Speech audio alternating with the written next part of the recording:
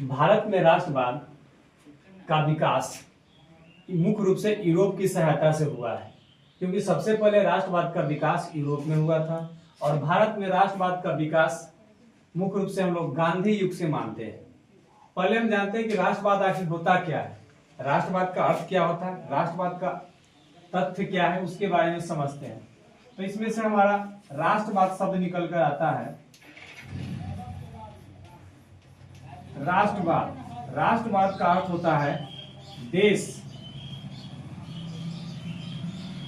वाद का मतलब होता है विचारधारा। विचारधारा मतलब अपने देश के प्रति विचारधारा प्रस्तुत करना राष्ट्रवाद कहलाता है। अब इसमें विचारधारा कहने का मतलब कि अपने देश के विकास के बारे में विचारधारा प्रस्तुत करना, कैसे उसका हम विकास करेंगे, उसका आर्थिक विकास कैसे हो, राजनीतिक विकास कैसे हो, आर्थिक, सामाजिक, बौद्धिक, इस सब पूर्ण रूप से हमारे देश के विकास के बारे में जब चर्चा की जाए तो उसको हम बोलेंगे राष्ट्रवाद। राष्ट्रवाद का मुख्य रूप से राष्ट्रवाद का उदय भारत में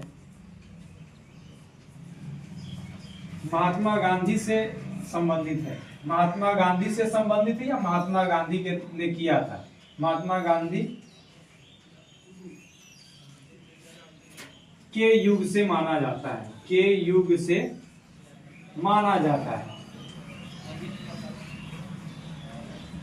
माना जाता है।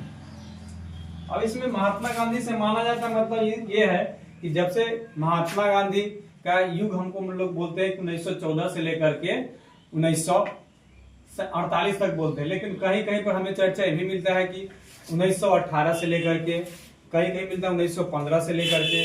तो मोटे तौर पर हम लोग पढ़ते हैं कि 1915 से लेकर के 1948 तक के युग को बोलते हैं गांधी युग।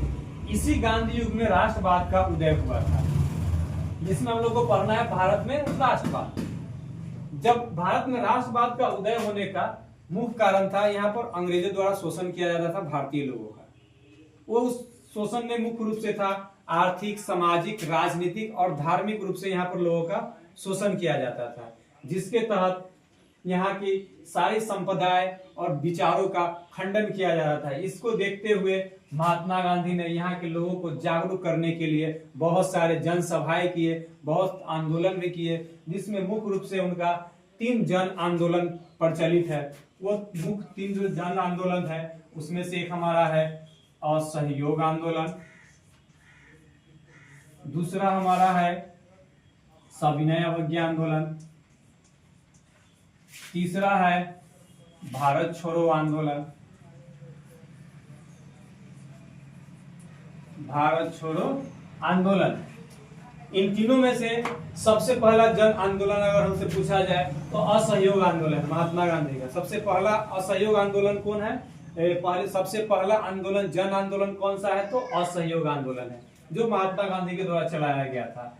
उसके बाद है सविनय अवज्ञा आंदोलन और भारत छोड़ो आंदोलन। इसलिए हम कह सकते हैं कि प्रथम जन आंदोलन असहयोग आंदोलन, दूसरा जन आंदोलन सविनय अवज्ञा आंदोलन, तीसरा जन आंदोलन भारत छोड़ो आंदोलन है।